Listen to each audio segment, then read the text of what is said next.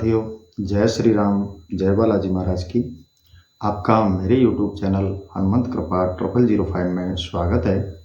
साथियों, आज मेरा चर्चा का विषय रहेगा हनुमान जी से जो चाहोगे वो मिल जाएगा। इस संवाद के ऊपर मैं आज आपको हनुमान जी के चरित्र और व्यवहार के बारे से मैं विस्तृत रूप से आपको चर्चा करके समझाऊंगा और आपको उस चरित्र को आप ध्यान से श्रवण करें।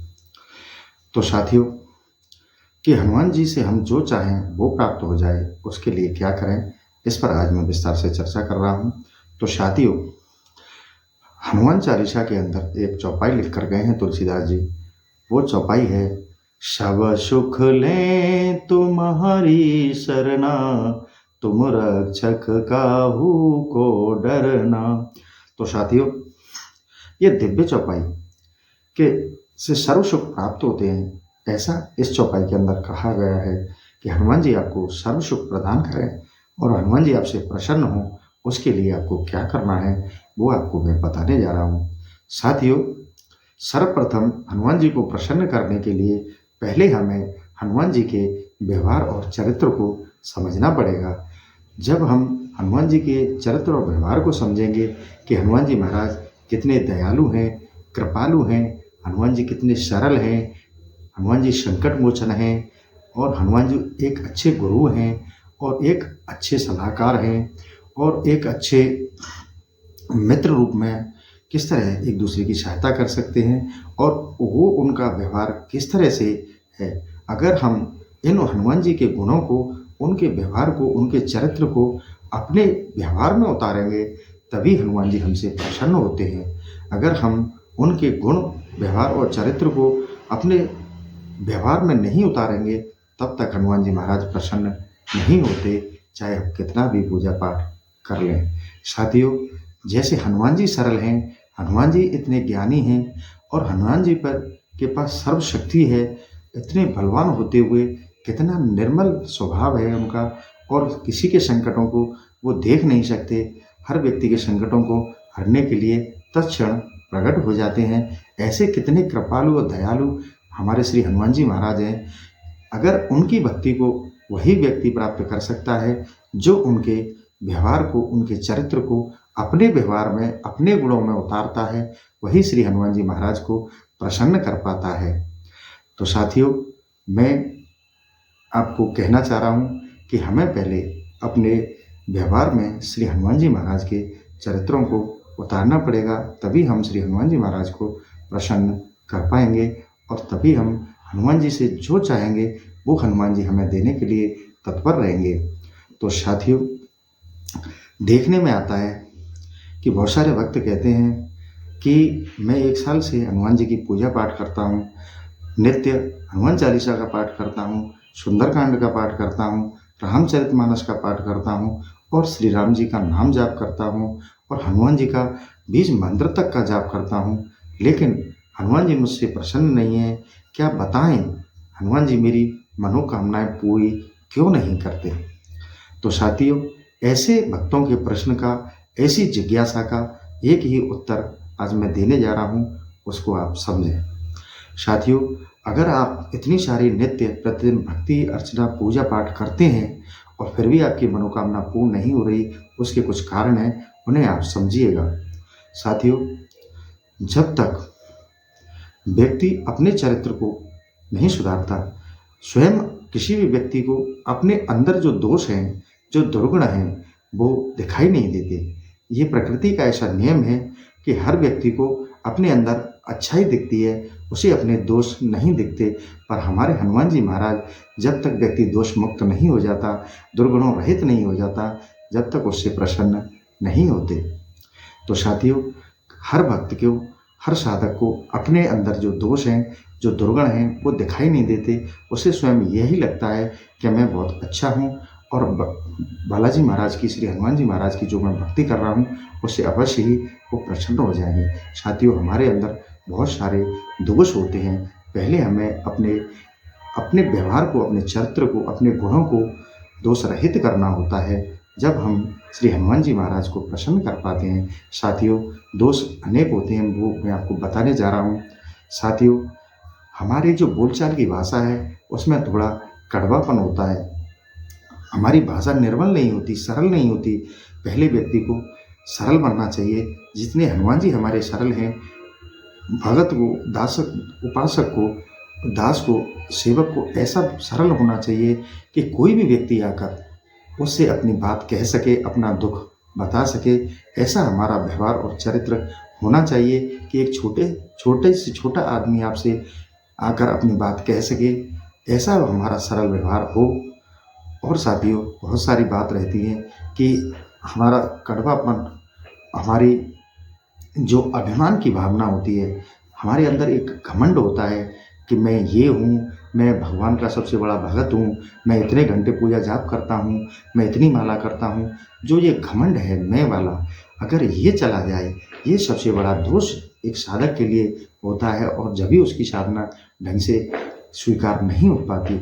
अगर ये मैं वाला अगर शब्द वो अपनी साधना से हटा दे, अगर वो अभिमान नहीं करे, तो अभिमान रहित हो जाए, तो वो हनुमान जी महाराज का सबसे प्यारा होता है।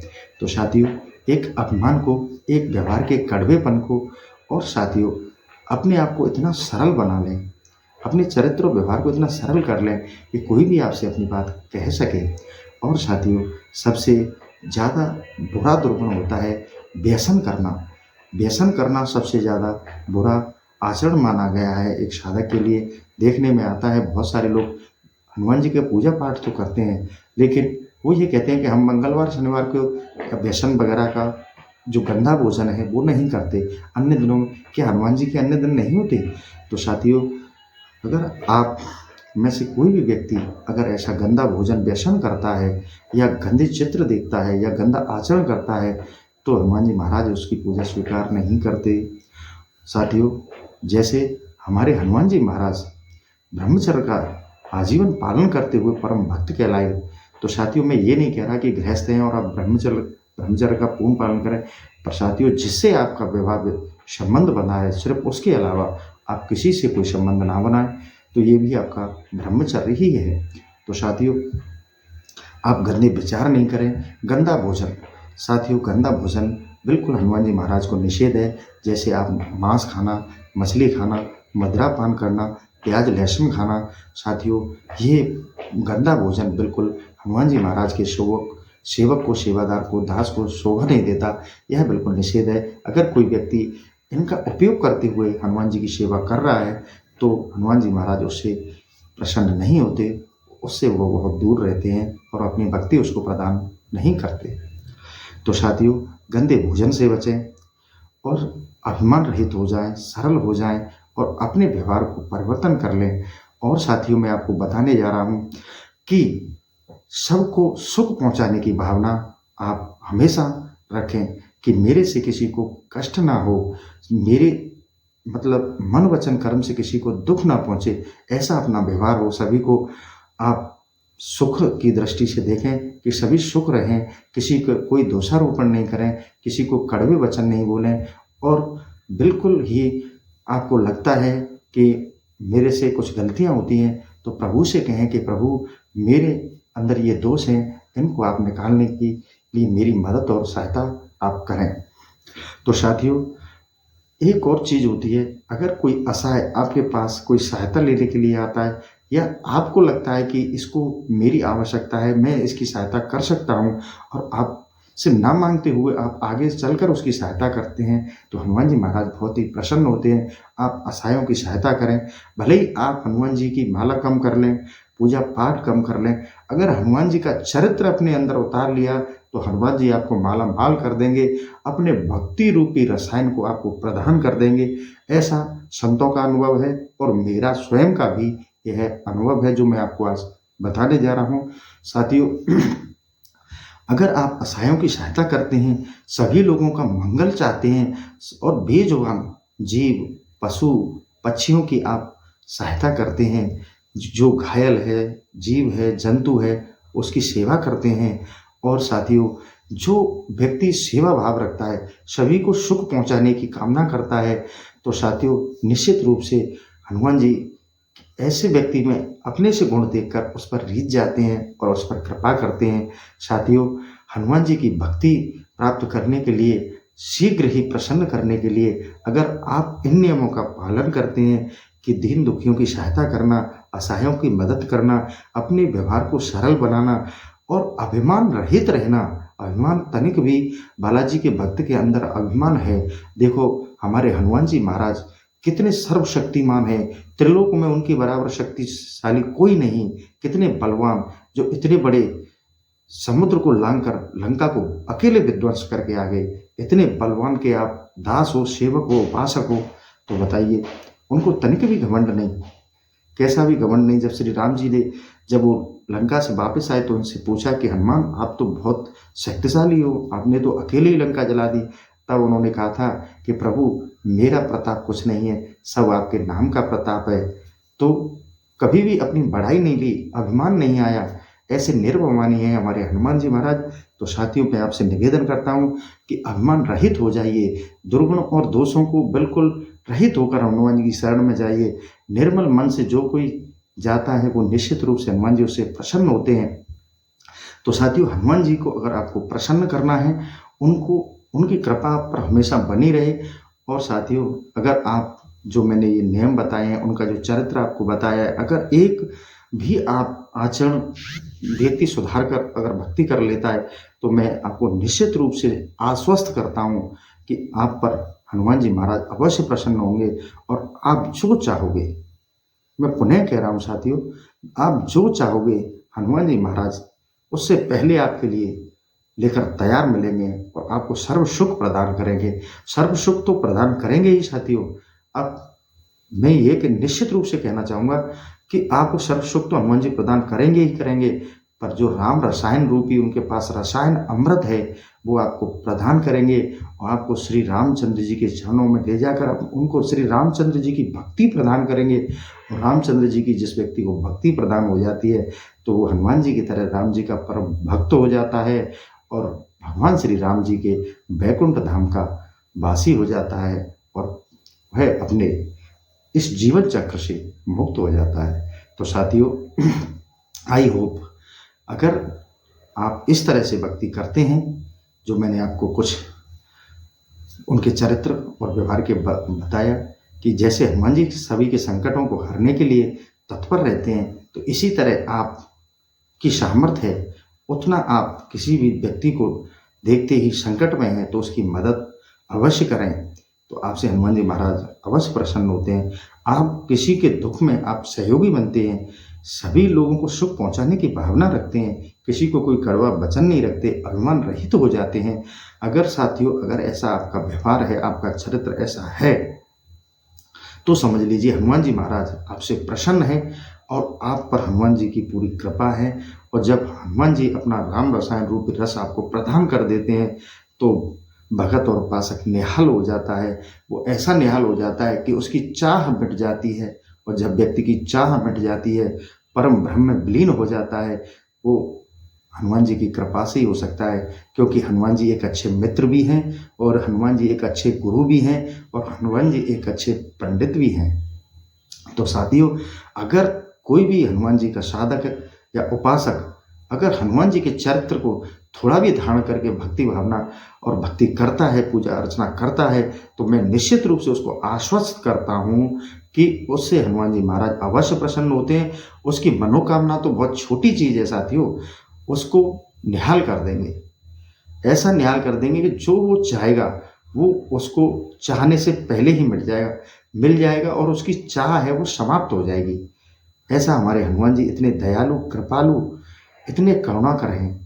तो साथियों अगर आप बालाजी की साधना करते हैं, हनुमान जी की साधना करते हैं, हनुमान जी के भक्त हैं, तो पहले आप बिल्कुल सरल बनिए और सरल बनकर अभिमान रहित होकर अपने अंदर जो भी दोष हैं उनको देखिए कि मेरे अंदर कौन सा दोष है। पर हालांकि हर इंसान ये सोचता है कि मैं दोष रहित हूँ, मेरे अंदर कोई दोष नहीं है। ऐसी हमारे मन और चित्त की प्रकृति है, इस कलयुग का ऐसा प्रभाव है कि हर इंसान अपने आप को अच्छा समझता है। पर साथियों एकांत में बैठकर देखना, एकांत में जाकर देखना कि मेरे चित्त में, मेरे हृदय में कितनी गंदगी भरी पड़ी है।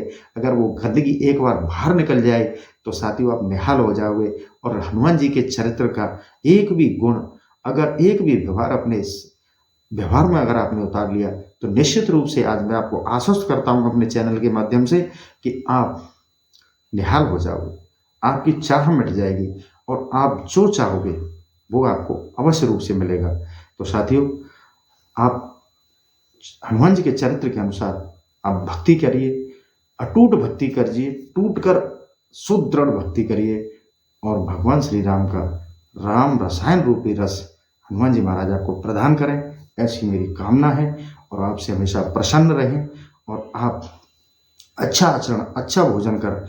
और साथियों, एक बात और रह गई थी, वो मैं आपको अब अंतिम बताने जा रहा हूँ कि सभी की माता और बहनों को अपनी माता बहनों जैसा व्यवहार करें, किसी को गंदे आचरण से, गंदे व्यवहार से नहीं देखें। ये सबसे बड़ा हनुमान जी की पूजा है, सबसे बड़ा हनुमान जी का धर्म है। अगर आप जब श्री हनुमान जी महाराज लंका में सीता माता को ढूंढ रहे थे, तब वो रावण के कक्ष में पहुंच गए थे, तो वहाँ राक्षसियाँ रात को मदरा पान करके अस्त व्यस्त पड़ी थी, मंदोदरी भी सोई हुई थी। तो उन्होंने कहा कि मैं इन स्त्रियों को सोते हुए देख रहा हूँ, मैं तो ब्रह्मचारी व्यक्ति हूँ, तो मुझे तो ये अपराध लगेगा। तो उन्होंने अपने मन में एक बार क्षण तो दोष उत्पन्न हुआ, पर उन्होंने सोचा, उनके क्योंकि विद्वान थे, पंडित हैं, ज्ञानी नाम अग्रगण्यम हैं, तो उन्होंने सोचा नहीं नहीं, मैं इनको माता सीता की तरह देख रहा हूँ, मैंने इनके प्रति गंदा आचरण नहीं किया, तो मुझे ये दोष नहीं लगेगा। तो साथियों, अगर आप हनुमान जी के एक भी चरित्र के व्यवहार का आप अपने व्यवहार में, अपने चरित्र में उतारते हैं उसको, और उसको उतार कर आप भक्ति करते हैं हनुमान जी की, तो निश्चित रूप से आपको हनुमान जी की प्राप्ति होगी। हनुमान जी आपको संकेत देंगे, संकेत क्या, हनुमान जी आपके साक्षात आपके साथ रहेंगे, ऐसा मेरा विश्वास है। और संतों ने ऐसा बताया है कि अगर कोई इस तरह से हनुमान जी के व्यवहार और चरित्र को गुणों में उतार कर अगर हनुमान जी को प्राप्त करना चाहता है, तो इस तरह से चले, तो निश्चित रूप से हनुमान जी महाराज उसके साथ होते हैं। और साथियों, श्री राम नाम का जाप आप हमेशा करते रहें। मैं बहुत सारे मंत्र अपनी वीडियो में डालता रहता हूँ, मंत्रों का भी आप जाप करें और राम नाम का भी जाप करें। श्री राम जय जय राम, इसको श्री हनुमान जी महाराज को सकीर्तन कर 5 मिनट हनुमान जी महाराज की छवि के सामने बैठकर सुनाते हैं, तो इसका एक अनोखा प्रभाव है, क्योंकि हनुमान जी महाराज अपने इष्ट की भक्ति को दूसरे के मुख से सुनकर इतने मन को मुग्ध हो जाते हैं कि वो जो इंसान उनसे चाहता है वो आपको तुरंत प्रदान करते हैं। ऐसे हमारे श्री हनुमान जी महाराज हैं। तो साथियों, इस कलयुग में अगर कोई देवता है जो आज हमें कलयुग से निकाल सकता है और हमें कलयुग रूपी इस भवसागर से कोई भगवान प्रभु श्री राम के चरणों तक पहुंचा सकता है, तो वो श्री हमारे हनुमान जी हैं। क्योंकि साथियों, और देवता चेतन धरहि, हनुमत से ही सर्व सुख करहि। तो साथियों, और एक और चौपाई है, अंत काल रघुवरपुर जाए। तो समझ गए होंगे साथियों। तो अंत काल में रघुवरपुर आपको पहुंचा देते हैं हमारे श्री हनुमान जी महाराज। तो साथियों, इतने हमारे चिरंजीवी और इस कलयुग रूप में सब सुख प्रदान करने वाले ऐसे श्री हनुमान जी महाराज हैं। अगर आप हनुमान जी के साधक हैं, उपासक हैं, तो निश्चित रूप से आज से ही, अभी से ही अपने व्यवहार को, श्री हनुमान जी के व्यवहार को, उनके चरित्र को अपनी जीवन शैली में उतारिए और अपने जो अंदर दुर्गुण हैं उनको बाहर निकालिए, असहायों की मदद करिए, जो आपके व्यवहार में कड़वापन है उसको हटा दीजिए, दोष मुक्त हो जाइए, बिल्कुल सरल बन जाइए। फिर देखिए हनुमान जी महाराज आपको सर्व सुख प्रदान कर देंगे और आपको निहाल कर देंगे, आपकी चाह मिट जाएगी, ऐसा मेरा विश्वास है। साथियों, इसी के साथ मैं अपने सेशन को यहीं समाप्त करता हूं, क्योंकि सेशन बहुत बड़ा हो जाता है तो लोगों को देखने में कष्ट होता है, क्योंकि सभी के पास इतना समय नहीं होता।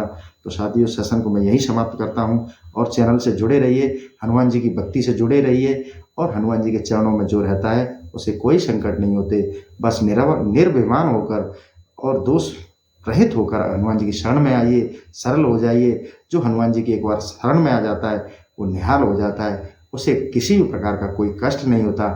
तो साथियों, इसी के साथ मैं अपने इस सेशन को यहीं समाप्त करता हूं और आशा करता हूं आपको वीडियो अच्छा लगे। तो वीडियो के कमेंट में जय श्री राम, जय बालाजी महाराज अवश्य लिखना, जिससे मुझे भी मोटिवेशन मिले और मुझे लगे कि हाँ, मेरे वीडियो बनाने का उद्देश्य पूरा हुआ।